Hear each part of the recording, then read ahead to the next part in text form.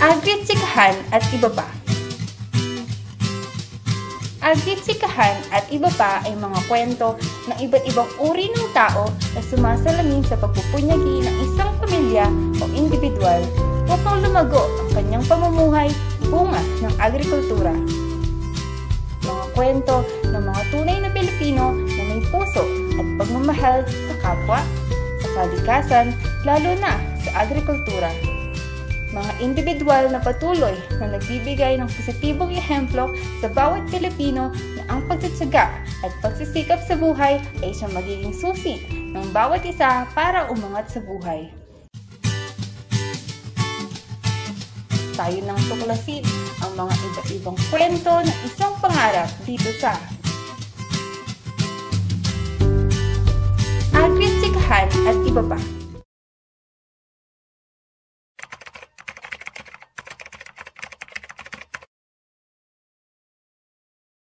Si Joseph P.G. Ponce ay galing sa isang mahirap na pamilya at dahil sa pagsusumikap ng aking mga magulang ay natamo natin ang ating pangarap bilang isang negosyante at ako po ay pangalawa sa 6 na magkakapatid.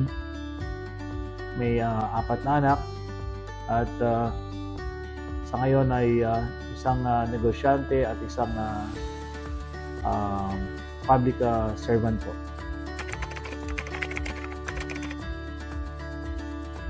Well, sa murang edad sa aking kabataan, tinuruan po ako ng aking mga magulang kung paano magkaroon ng sariling negosyo dahil sa aming paglaki, panay sinasabi ng aking mga magulang na sana magsikap kaming makatapos sa pag-aaral para magkaroon ng sariling negosyo. Hindi kami tinuruan na pagdating ng panahon ay magkikipagtrabaho kami, kundi magkaroon ng sariling negosyo. So, sa murang edad, nagkaroon tayo ng isang sanglaan, pawn shop, na ang pangalan ay PG Pawn Shop. So, doon sa mga advice ng aking mga magulang, natutuhan kong magkaroon ng negosyo dahil sa mga pinasukan nilang nagpapahulugan ng alahas. So, naisipan natin na magkaroon ng isang pawn shop business.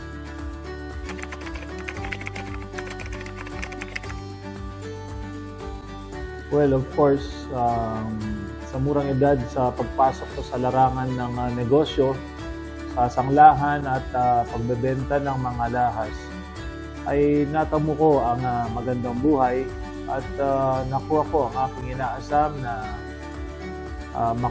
makabili at nabibili ko ang aking pangangailangan. From there, dumami ang ating mga kaibigan, ang ating mga tao na naniniwala sa ating kakayahan at kapasidad bilang negosyante. So, malaking bagay po at tulong sa aking buhay ang aking pagninegosyo sa murang edad.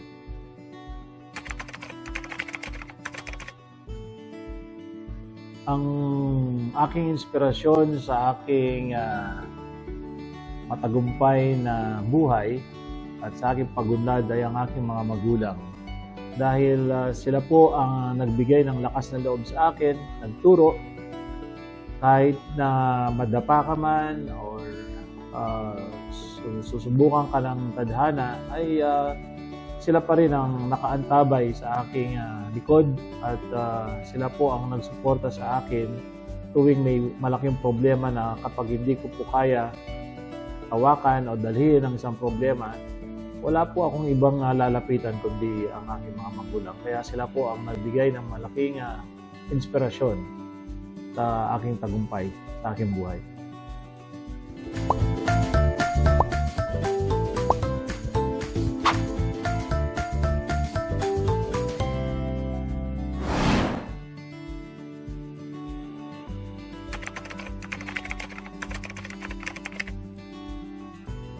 Maraming pagsubok ang ating naranasan sa larangan ng negosyo. Personal man yan, sa pera man yan, lahat.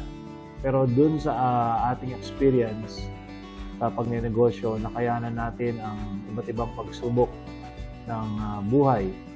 At of course, isa po sa aking naging sandata sa anumang pagsubok sa aking buhay ay ang paniniwala sa Diyos na alam ko na lahat ng problema sa buhay na dinadanas ng isang tao ay malalampasan din.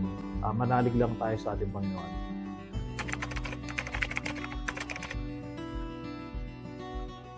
Well, wala man sa isip ko na pumasok sa politika until nung nakilala ko ang isang tao na nagudyok sa akin para pumasok sa politika. Walang iba kundi ang ating former President Rodrigo Roa Duterte. Noong nagkakilala po kami dito sa Pampanga at in-encourage po niya akong pumasok sa politika dahil ang tinanong niya sa akin is, or sinabi niya sa akin na kung matutulungan ko siyang baguhin ang ating bansang Pilipinas. Ang sabi ko sa kanya, paano po? Sabi niya, pasok ka sa politika, Joseph, at doon mababago natin ang pamamalakad ng ating bansang Pilipinas dahil naniniwala po ako sa isa sa mga sinusulong niyang sistema ng gobyerno ay ang federalismo. So doon po, siya po ang nag-encourage sa akin, nag-endorso at sabay po kaming nanalo noong 2016 at nanalo po ako bilang independent city councilor ng Angeles City.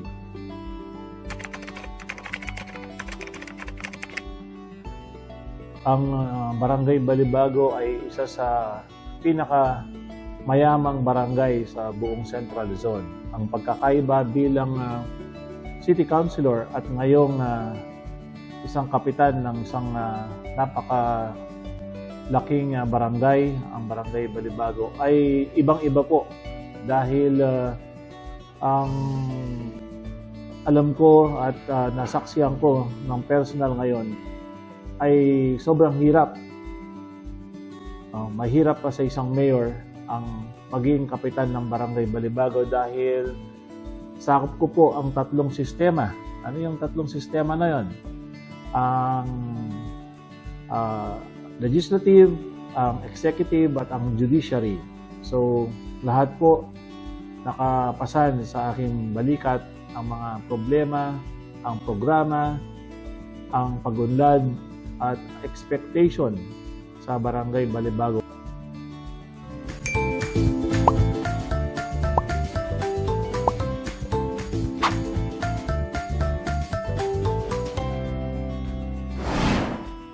At magampanan bilang isang kapitan ng barangay at ngayon ay aking na-experience sobrang hirap kumpara sa isang city councilor ang maging barangay kapitan ng Barangay Balibago.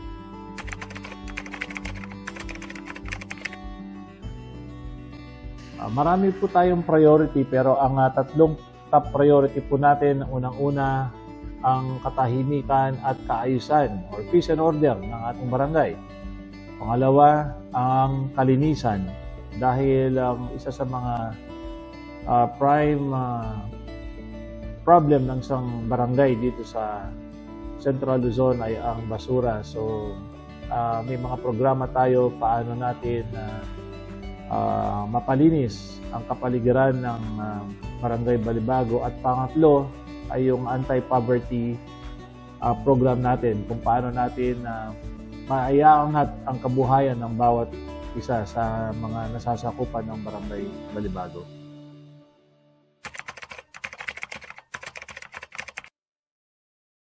May papayo ko po sa mga negosyanteng gustong pumasok sa politika. Well, make sure na you are already made as a businessman. May panahon po kayo na ekstrang oras sa ating mga mamamayan. dahil mahirap pong pagsabayin ang negosyo sa politika. But there is a right time para pumasok sa politika kapag meron na po kayong sapat na kabuhayan at ang the rest of your time ay ibibigay sa ating mga kababayan para pagsilbihan sila. So sa mga negosyanteng na 100% ang focus, ay papayo ko, huwag muna kayong pumasok sa politika hanggat hindi po sapat ang inyong oras, ang iyong kakayahan at kabuhayan sa buhay, kundi masasakripisyo po ang lahat. So yan po ang may papayo ko sa ating mga kaibigan negosyante.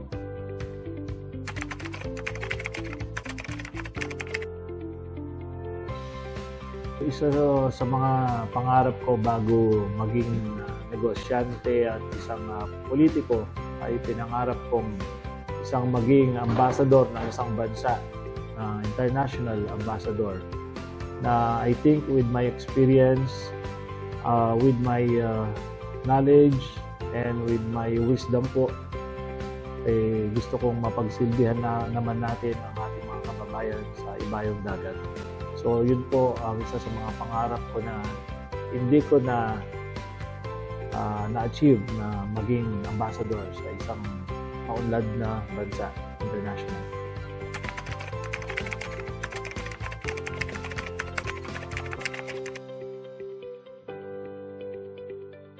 Actually, ang agrikultura ay isang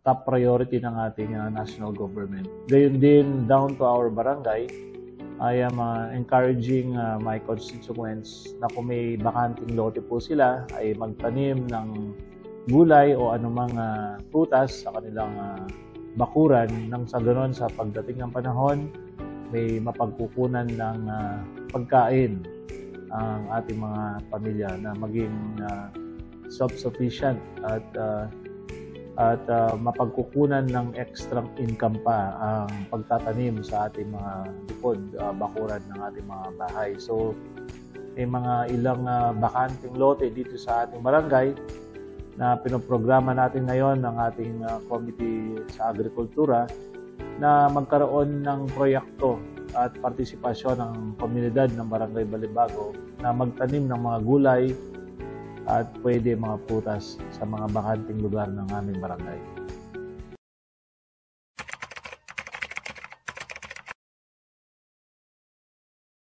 Ang aking mensahe sa ating mga kabataan, wag lang po magmadali sa